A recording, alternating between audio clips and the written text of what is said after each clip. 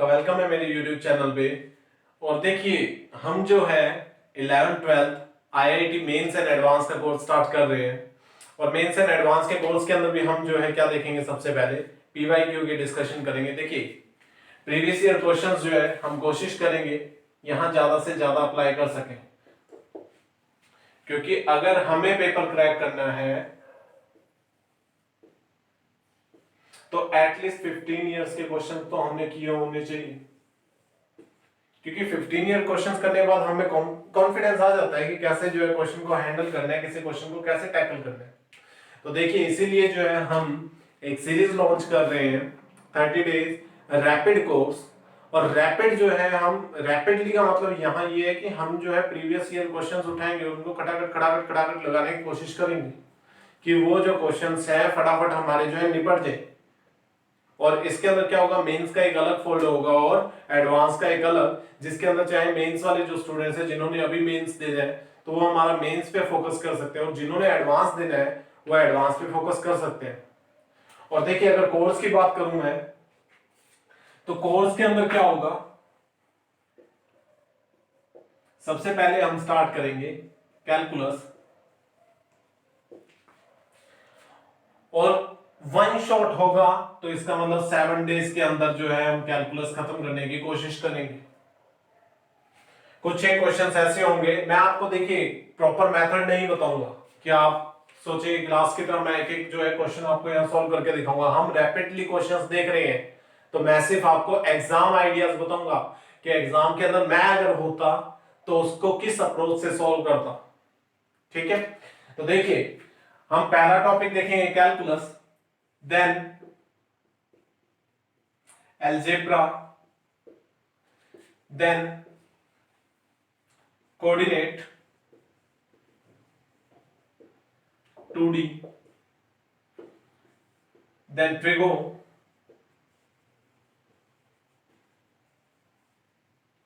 and then vector 3D। तो देखिए सबसे पहले हमें कैलकुलस देखना है, तो कैलकुलस के अंदर भी पहला पोर्शन जो स्टार्ट होता है वो स्टार्ट होता है फंक्शन एंड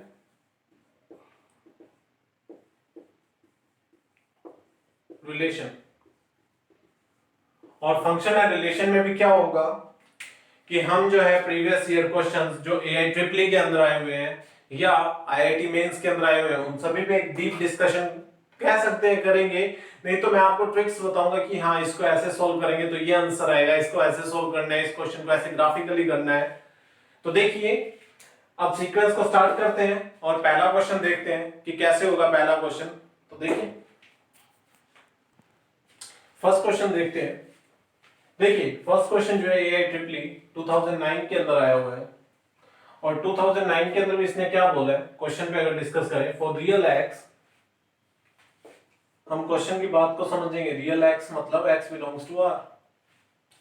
कहता है fx इक्वल टू, fx क्या गिवन है हमें,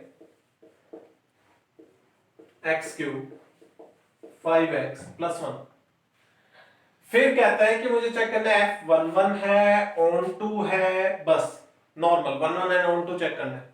तो देखिए सबसे पहले हमारी जो एग्जाम अप्रोच है कि हम एग्जाम में कैसे करेंगे इसे। देखिए बिल्कुल देखते ही ये क्वेश्चन हो रहा है। सबसे पहले तो यहां देखिए ये एक ऑड डिग्री फंक्शन है। ऑड डिग्री का मतलब क्या है कि इसकी जो मैक्सिमम डिग्री है वो ऑड है। तो ऑड है तो इसका मतलब मुझे ये पता है x अगर मैं कुछ भी इनपुट करूं रियल नंबर में से तो वो एक अलग हर बार वैल्यू देगा, क्योंकि ये ऑड हर बार अपना इफेक्ट दिखाएगी। यहां इवन फंक्शन नहीं है कि अगर मैं पॉजिटिव एक्स रखता हूं या नेगेटिव एक्स रखता हूं तो मेरे पास सेम आएगी। ग्रेटेस्ट इंटीजर नहीं है, यहां पर बेसिक एक फंक्शन है, एक क्यूबिक इक्वेशन है, क्यूबिक इक्वेशन को सॉल्व करना है। तो क्यूबिक इक्वेशन का वैसे ही हमें पता है कि जो इसकी कोडोमेन होती है वो क्या होती है, r, और हर बार ये जो है एक यूनिक वैल्यू देता है। तो इसका मतलब पहले तो क्या बात हमने बोली, यूनिक इमेज। जब यूनिक इमेज आ रही है तो मतलब एक की क्या है, रिलेशन एक से। जब एक का रिलेशन एक से है तो क्या हुआ, 1 1 नंबर 1। अब नंबर 2 की बात करते हैं। देखिए नंबर 2, अब मुझे ये पता है क्यूबिक का ग्राफ मुझे पता है कुछ इस तरह का। जब इस तरह का ग्राफ पता है मुझे, तो मुझे ये दिख रहा है कि इसकी जो कोडोमेन है वो क्या है, इसकी रेंज के इक्वल। आप खुद सोचिए इसकी रेंज क्या आ रही है, आर आ रही है। जब दोनों ही इक्वल हैं तो इसका मतलब क्या हुआ, कोडोमेन इक्वल टू रेंज, मतलब ऑन टू, और यूनिक इमेज तो 1 1, तो इसका मतलब क्या हुआ 1 1 है ऑन टू। तो यहां से क्या हुआ इसका 1 1 है ऑन टू। देखिए कोडोमेन का मुझे यहां से पता लगा है, ये onto R onto R onto R onto R, तो ये आर कुछ और नहीं कोडोमेन के बने।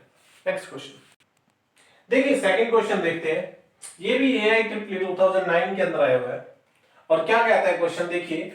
देखिए पहली बात तो ये बोलता है f x equal to this function, तो मुझे जो जो बातें गिवन है मैं तो वही लिखना स्टार्ट करता हूं, एक्स प्लस 1 का होल स्क्वायर माइनस 1। और देखिए उसके साथ में बिल्कुल एक मेन बात जो बोली है वो क्या बोली है कि x जो है वो मेरा greater than equal to minus 1 है।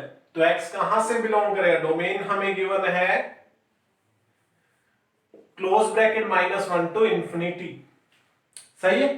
अब देखिए अब डिस्कस करते हैं। देखिए ये ट्रिपल 2009 के अंदर आया हुआ है, और उसने ये पूछा था यहां पर कि चेक कीजिए either first statement is true और सेकंड स्टेटमेंट इज ट्रू, और कहते हैं कि या चेक कीजिए ये दोनों ट्रू नहीं है, या कहता था फर्स्ट ट्रू सेकंड ट्रू नहीं है, इस तरह के क्वेश्चन। तो देखिए अब सबसे पहले हम फर्स्ट को ना देख के सेकंड की बात करते हैं। देखिए सेकंड को इसने क्या बोला, एफ इज बाइजेक्शन। देखिए बाइजेक्शन का मतलब क्या हुआ, 1 1 एंड ऑन टू। अब देखिए ऑन टू के लिए क्या करना पड़ेगा, ऑन टू के लिए हम खुद सोचते हैं हमें कोडोमेन चाहिए ऑन टू के लिए। अब हमारे पास यहां तो कोडोमेन के लिए ना तो ऊपर वाली स्टेटमेंट में कोई कंडीशन गिवन है, ना नीचे वाली में, ना ही फंक्शन के साथ कुछ गिवन है। तो भैया यहां कोडोमेन के लिए सेकंड के लिए तो क्या बोलूंगा मैं, कोडोमेन का पता नहीं। और जब कोडोमेन का पता नहीं तो बाइसेक्टर के बारे में आप कुछ बोल नहीं सकते, तो सेकंड स्टेटमेंट तो वैसे ही गलत हो गया। अब फर्स्ट की बात करते हैं। देखिए इसने बोला कि f x equal to f inverse x है। अब सोचिए एफ इनवर्स एक्स का मतलब क्या हो, y again f inverse x, तो यहां क्या आएगा f x equal to x. अब दिमाग लगाइए, हम फंक्शन की वैल्यू रखते हैं। देखिए मैं साथ के साथ होल स्क्वायर खोलना स्टार्ट कर दूं, तो 1 plus 2x plus x square equal to x. जैसे मैं इसको उठाकर इधर लेके गया तो ये आ गया x square plus x equal to 0, और x की दो वैल्यूज आई क्या, 0 और -1, सही है। तो देखिए अब मुझे ये पता लग गया x मेरा कैसा सेट है, जब ये दोनों कंडीशन है गिवन, मतलब फर्स्ट स्टेटमेंट अगर fx equal to f inverse x है तो मेरी x की वैल्यूज क्या है, 0 और -1। फर्स्ट स्टेटमेंट यही बोलती है कि दी सेट x, एलिमेंट x का जो सेट है वो कैसा है, 0 और -1 का। तो इसका मतलब क्या हुआ, first is true and second is false. Next question देखते हैं। देखिए थर्ड क्वेश्चन देखिए थर्ड क्वेश्चन में क्या कहता है, कंसीडर द फॉलोइंग रिलेशंस। ये भी ए ट्रिपल 2010 का है, और इसके अंदर पहला रिलेशन क्या है कि एक्स वाई का कोई पेयर बन रहा है या सेट है, x y are the real numbers, ठीक है, and x is equal to omega y for some rational number omega, ठीक है। अब देखिए हम सपोज करें, देखिए पहले केस की बात करते हैं, तो ओमेगा मेरा क्या है, ओमेगा मेरा रैशनल नंबर है, माने q है ओमेगा, और q का मैं किसी से भी मल्टीप्लाई करूं और अगर उसमें कुछ ना कुछ कॉमन ना हो, हम मानते हैं y और ओमेगा के अंदर कुछ भी कॉमन नहीं है, तो होगा क्या, एक x भी मेरा क्या आ जाएगा, एक रैशनल नंबर। तो मतलब ये किस टाइप का सेट बना, देखिए मुझे एक ऐसी कंडीशन चाहिए जहां ये रिलेशन अप्लाई ना होता, और यहां इसने बोला है रियल नंबर्स है, तो रियल नंबर्स में मैं अपनी मर्जी से कुछ ना कुछ ले सकता हूं। तो अब देखिए नेक्स्ट, देखिए नेक्स्ट के अंदर क्या, मैंने कहा y मेरा इंटीजर है, ठीक। तो अब ये सेट कैसा बना, ये सेट बना q कोमा i का। अब हम सोचते हैं, देखिए अब मुझे चेक करना है कौन सा इक्विवेलेंस है। तो सबसे पहले अगर जैसे मैं जाकर देखो तो मेरी गाड़ी तो पहले जाते ही उसमें अटकी रिफ्लेक्सिव पे। रिफ्लेक्सिव पे कैसे अटकी, x कोमा x जो है मैंने पेयर या कह दो सेट s के अंदर आना चाहिए। मैंने सेट किस टाइप का लिया था, रैशनल और इंटीजर का, और ये आ कैसा गया, रैशनल और रैशनल का। तो मतलब पहला तो इक्विवेलेंस है ही नहीं, पहले में ही जाते मैंने गाड़ी अटका दी, तो इसका मतलब पहला तो इक्विवेलेंस नहीं है। अब सेकंड की बात करते हैं, देखिए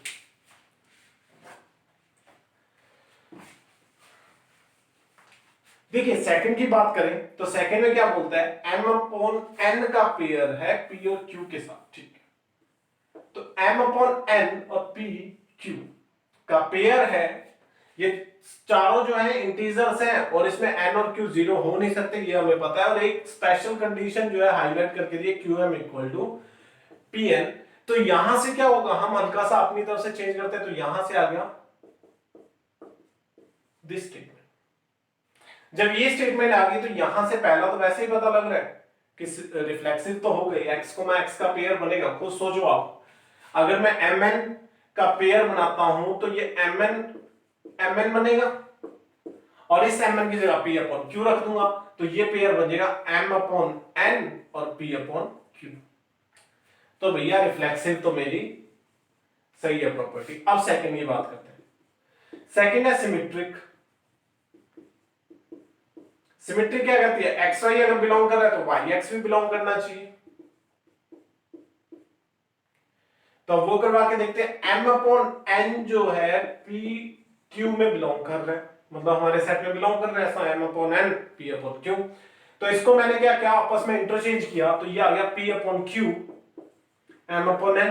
फिर देखो ये रिलेशन फिर मैंने यूज कर दिया, आपस में इनकी वैल्यूज को इंटरचेंज किया, तो यहां से क्या होगा, सेम वैल्यू बनेगी यही m upon n p upon q। तो ये भी सेट है। अब देखिए, अब थर्ड जो है प्रॉपर्टी ट्रांजिटिव। ट्रांजिटिव की बात करें थर्ड की, तो होगा क्या, आप देखिए m upon n p upon q alpha upon beta. जब मैंने ये किया तो पहले इन दोनों का पेयर बनेगा, फिर इन दोनों का पेयर बनेगा। तो हम मान लेते हैं m अपॉन n और p अपॉन q का पेयर बनेगा, और एक बना मेरे पास p upon q alpha upon beta. जब ये बना तो यहां मैं रख सकता हूं m अपॉन n को मैं अल्फा अपॉन बीटा। तो ध्यान से देखो, x का y के साथ रिलेशन आ रहा है, y का z के साथ आ रहा है, और x का z के साथ रिलेशन आ रहा है, तो ट्रांजिटिव भी है। तो इसका मतलब होगा क्या, s मेरा इक्विवेलेंस है और r मेरा इक्विवेलेंस नहीं है। 2010 का क्वेश्चन। नेक्स्ट क्वेश्चन देखते हैं, देखिए फोर्थ क्वेश्चन देखिए क्या कहता है। AI 2011 के अंदर आया हुआ है, और ये कहता है R be set of real numbers. Okay, statement first कहता है ए इक्वल टू कोई ऐसा सेट है जिसके अंदर एक्स वाई टाइप के पेयर बन रहे हैं, और y माइनस एक्स जो है एक इंटीजर है। Okay, is an equivalence relation. Second कहता है बी एक्स वाई, फिर वही domain equal to R, codomain equal to R, x equal to alpha y for some rational number alpha is an equivalence relation. तो देखिए alpha वाला तो हम पहले कर चुके हैं, लास्ट क्वेश्चन के अंदर ओमेगा था, और अब जो है अल्फा आ गया। तो हम ये स्टेटमेंट तो गलत पहले ही कर चुके हैं प्रूव। अब ऊपर वाली स्टेटमेंट चेक करते हैं कि ऊपर वाली स्टेटमेंट जो है सही है या गलत है। तो देखिए देखिए फर्स्ट स्टेटमेंट के अंदर क्या कहेगा, y माइनस एक्स जो है इंटीजर लेट करना है, तो i लेट कर लिया। तो देखिए अब मुझे ये पता है, पहला मैं चेक करूंगा रिफ्लेक्सिव, तो x minus x equal to 0। तो भैया ये तो वैसे इंटीजर आ गया, कोई प्रॉब्लम नहीं है।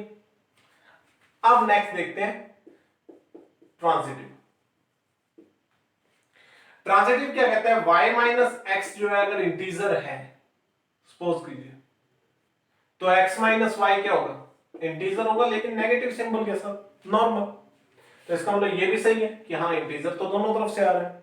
अब थर्ड चेक करते हैं। थर्ड देखिए, लेट कीजिए y माइनस एक्स जो है वो I1 है और z माइनस वाई जो है वो I2 है। Integer first, integer second. Equation 1 और सेकंड को ऐड कर देता हूं क्योंकि मुझे पता है इंटीजर प्लस इंटीजर एक इंटीजर वैल्यू ही आती है। अब देखिए y minus x plus z minus y equal to क्या आएगा, I1 प्लस I2। जब ये आया तो y से y तो कैंसिल आउट हो गया, ये आ गया z minus x equal to आई। और ध्यान से देखिए यही थर्ड रिलेशन भी होता है, x का y के साथ, y का z के साथ, तो x का भी z के साथ, मतलब z माइनस एक्स भी एक इंटीजर आना चाहिए, और वो इंटीजर आ गया, मतलब ट्रांजिटिव भी सेटिस्फाई करती है। तो इसका मतलब क्या हुआ कि भैया हमारा स्टेटमेंट फर्स्ट जो है ट्रू है और सेकंड फॉल्स है। अब नेक्स्ट क्वेश्चन देखते हैं। देखिए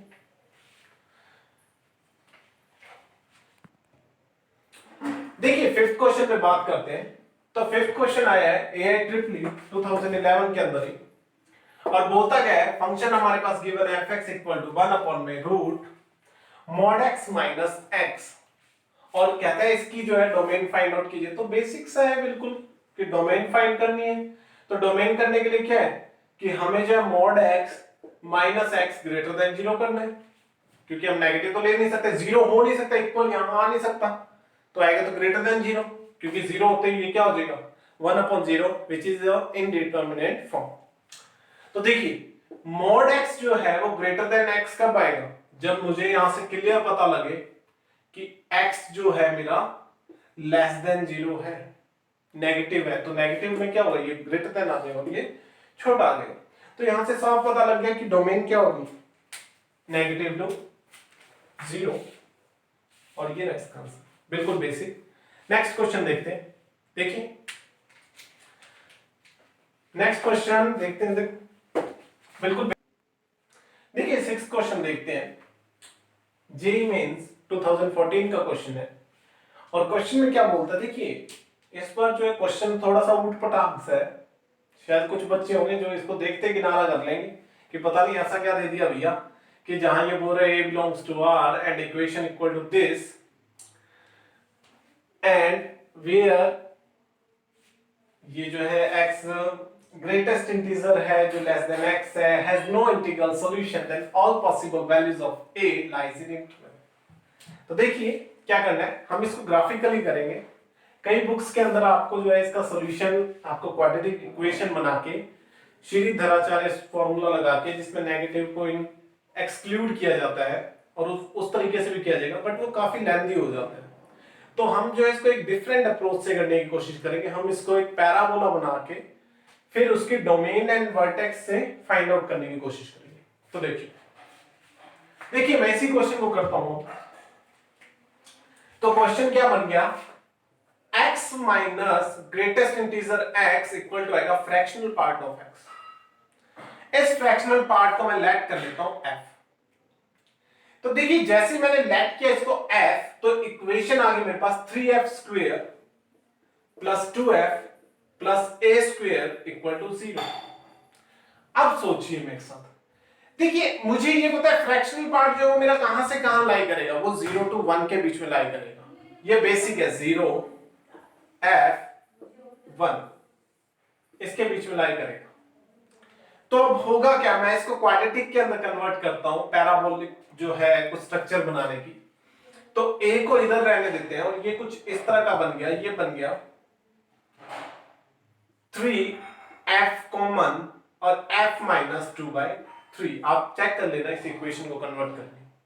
तो ये पैराबोला आ गया, ध्यान से देखिए, तो y square equal to 4ax type का।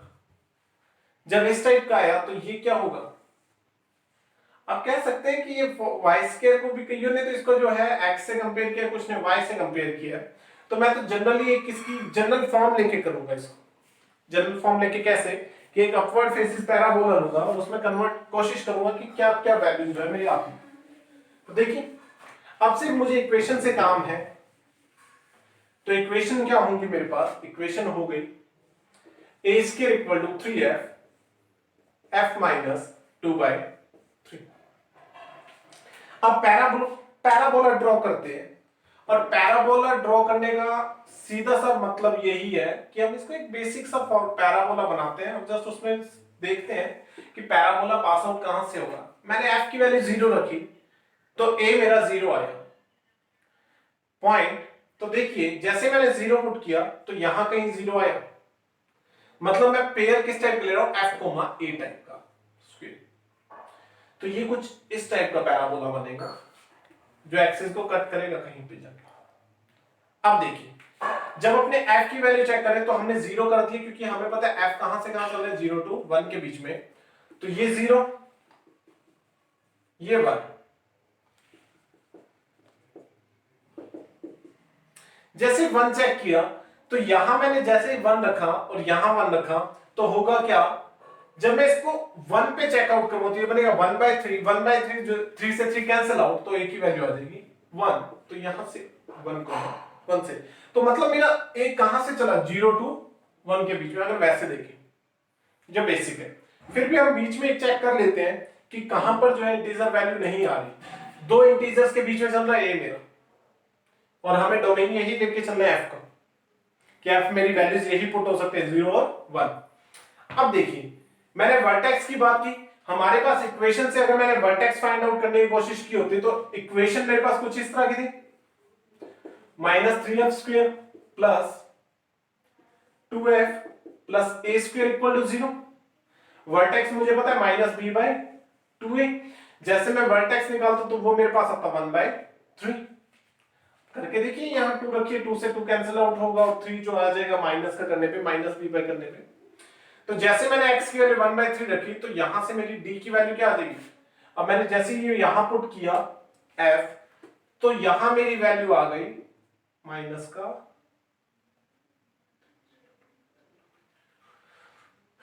-1/3।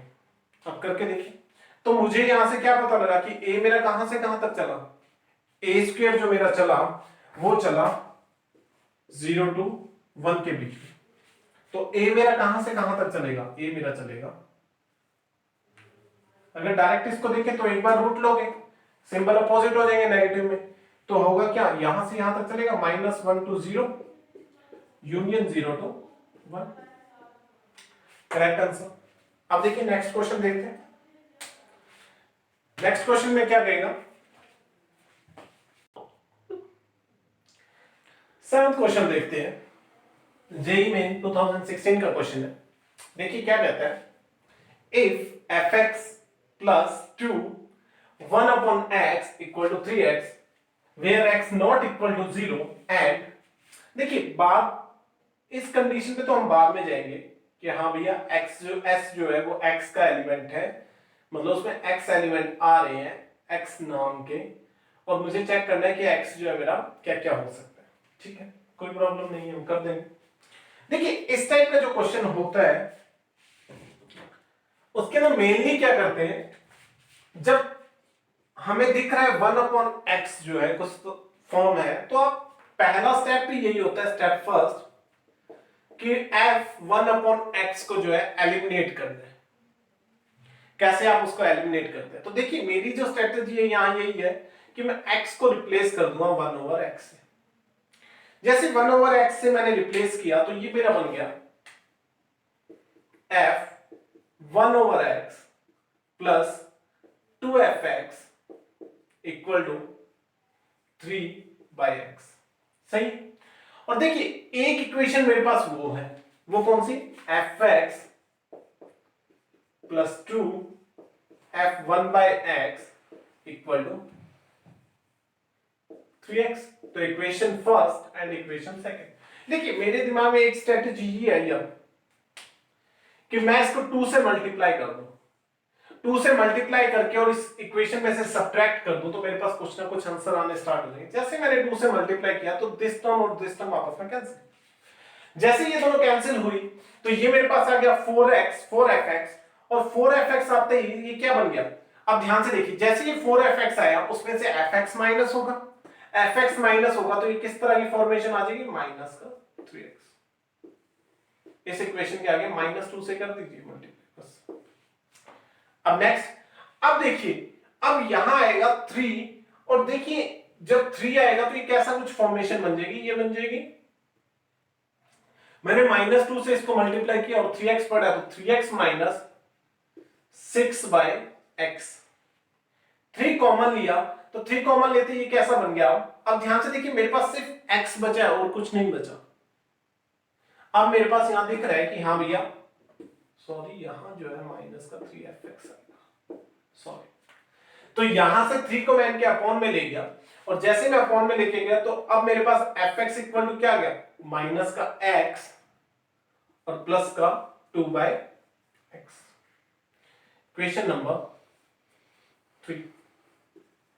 अब नेक्स्ट पे चलते हैं। अब नेक्स्ट हमें क्या बोलते हैं, देखिए नेक्स्ट बोलता है कि fx equal to f minus x, तो मतलब x को आप रिप्लेस कर दीजिए माइनस एक्स से। जैसे मैंने x को माइनस एक्स से रिप्लेस किया तो ये कुछ ऐसा बन गया, f minus x equal to आ गया x माइनस का 2/x। अब इन दोनों को इक्वल है ये दोनों, तो जैसे ही इक्वल रखूंगा तो ये बन जाएगा माइनस का x plus 2/x equal to x minus 2/x।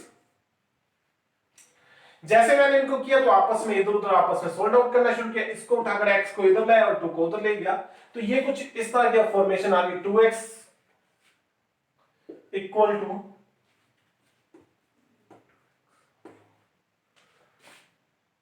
4/x।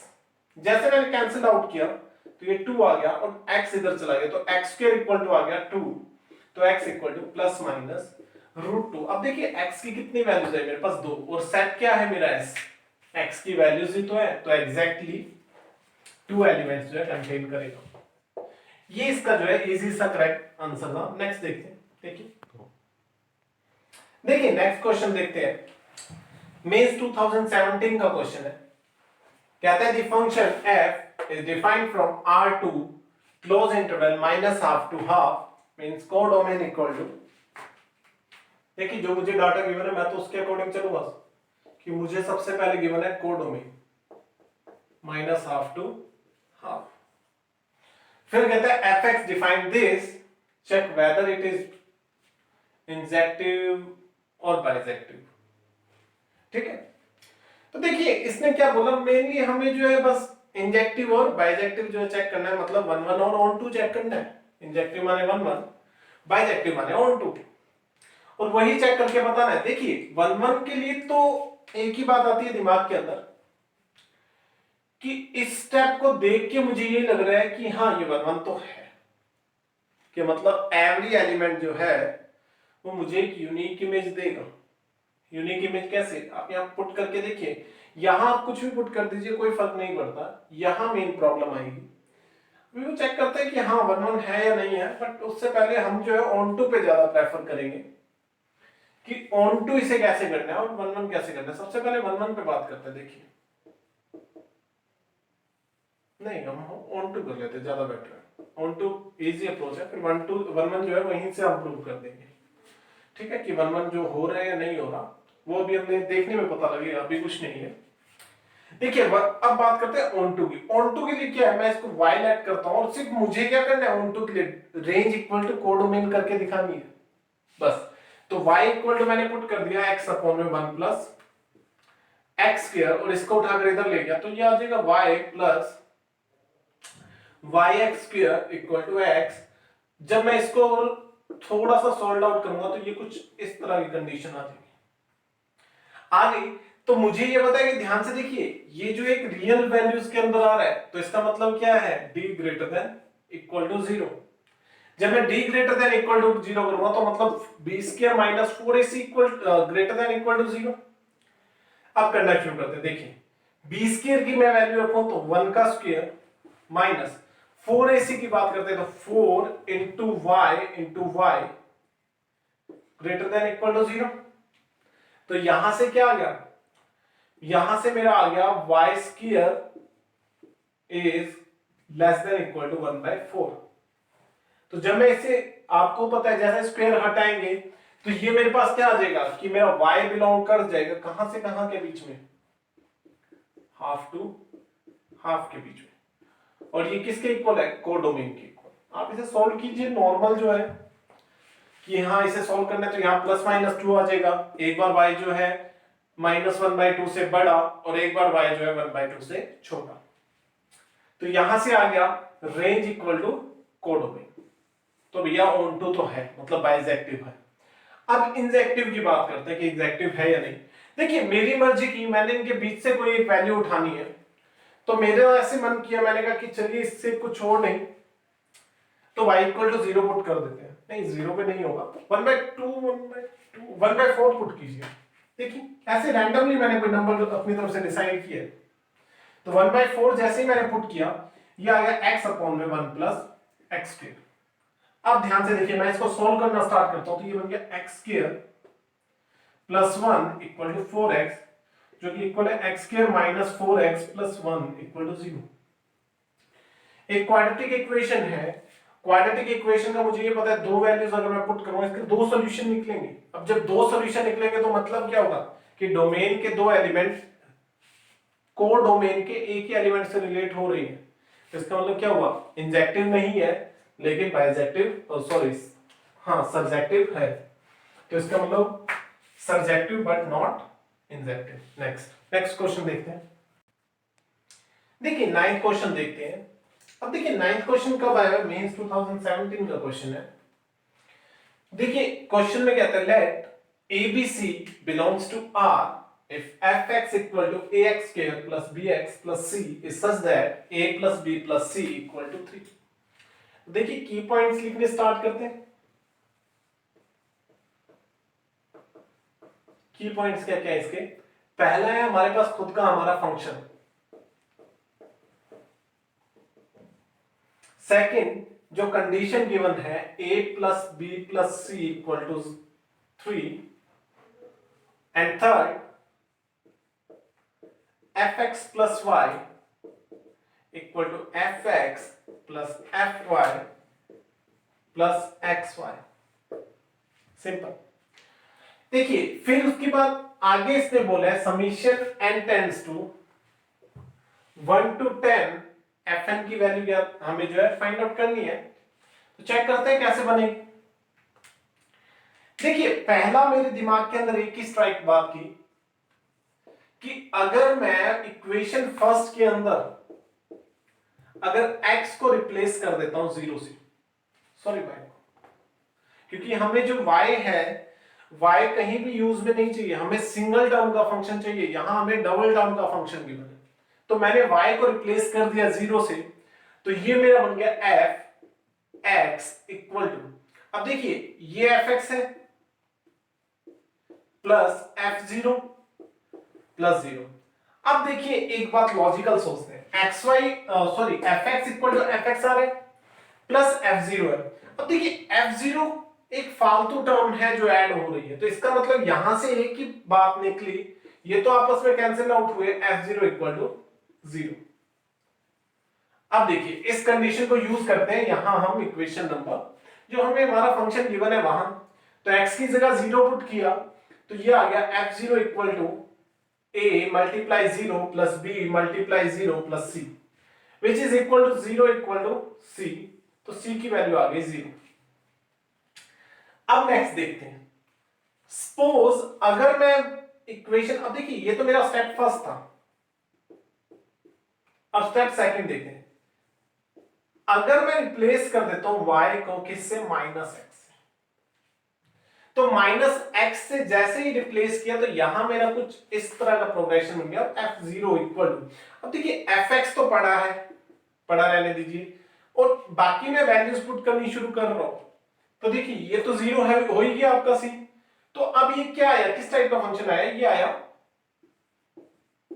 ax square plus bx plus ax square, मैं साथ के साथ f जो है यहां पर माइनस x में वैल्यू फाइंड आउट कर रहा हूं, मतलब ये अगर मैंने पुट किया तो ये कुछ ऐसा बन गया, f0 equal to fx plus f minus x plus f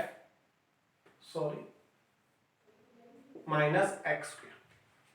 अब देखते हैं नेक्स्ट। देखिए नेक्स्ट, अब इसको मैं और आगे करना जब स्टार्ट करता हूं तो स्टार्ट करना शुरू किया तो क्या होगा, माइनस का x square bx plus minus x square. bx से bx तो कैंसिल आउट हो गया, तो ये कैसा आया?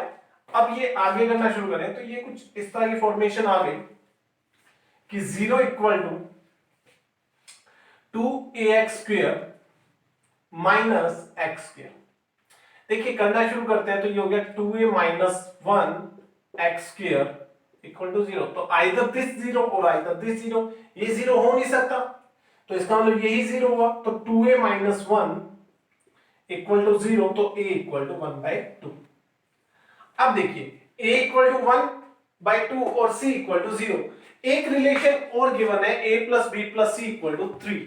तो यहां पुट करते हैं a plus b plus c equal to 3 के अंदर। कैसे करेंगे? देखिए half plus b plus 0 equal to 3। तो जब मैं इसको जब सोल्व करूंगा तो 5, ये b इक्वल टू आ जाएगा 5/2। सिंपल।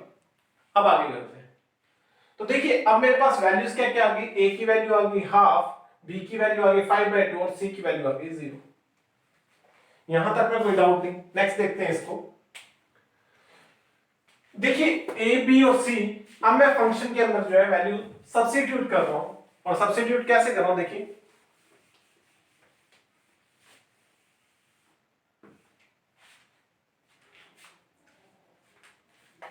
अब मैं जब फंक्शन के अंदर ये वैल्यू सब्स्टिट्यूट करूं तो fx इक्वल टू, अब जो मेरा न्यू फंक्शन बना है वो बना है half x square plus 5/2 x plus 0। अब समीशन हम करते हैं फाइंड आउट। तो summation n tends to 0 to 10 half. अब देखिए fn कर रहा हूं तो n पुट कर रहा हूं x की जगह, half n square plus summation n tends to 0 to 10 5/2 x, sorry. अब देखिए n स्क्वायर नेचुरल नंबर्स का सम क्या होता है? n plus 1 2n plus 1 by 6। और समीशन कहां से चल रहा है? समीशन चल रहा है मेरा 10 तक, तो n टेंड्स टू 10, बस n 10 रखना है और क्या करना है प्लस। नेक्स्ट देखिए 5/2 5/2 और n का होता है n प्लस 1/2। तो अब मैं क्या करता हूं, जैसे मैं n इक्वल टू 10 पुट करता हूं तो यहां पर इसको सोल्व आउट करने पे मेरा आंसर क्या आएगा? 330। डायरेक्ट आप n इक्वल टू 10 पुट कीजिए तो 10 11 और 21, यहां बनेगा 10 11 और 5 कैंसिल आउट होगा और आंसर आ जाएगा। तो करेक्ट आंसर इज 330।